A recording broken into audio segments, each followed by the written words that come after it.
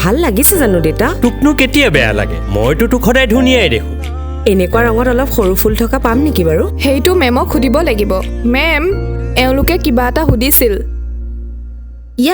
কি আছিল? এইযোৰ পচন্দ হৈছিল, ফুলবোৰহে অলপ ডাঙৰ পাইছো। সৰু ফুল হোৱা হলে বেছি ভাল নহলহেঁতেন নে? এইযোৰ পাৰফেক্ট ডিটেইলিং কৰি ডিজাইন কৰা হৈছে। মই নাভাবো ইয়াতে কিবা চেঞ্জেছৰ দৰকাৰ। ফুলবোৰ বৰ ডাঙৰ বাৰছে অকা যেন পাইছো। মোৰ ছোৱালীজনীৰ কাৰণে সৰু বাৰছে অকা কাপোৰ এযোৰ দিব নোৱাৰিবানে? ফাৰ্ষ্ট অফ অল বাৰ্ছ নহয়, ইটছ ব্ৰাছ।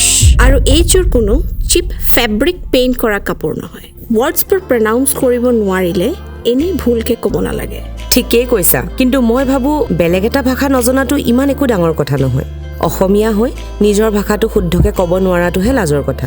আৰু কি জানা, ইংৰাজী ক'লে গোটেই বাক্যটো ইংৰাজীত ক'ব লাগে। এনেই মাজে মাজে লাইক বাট শব্দবোৰ ভৰাই অসমীয়া ভাষাটোক বিকৃত ৰূপ দিব নালাগে। ব'লা দেউতা।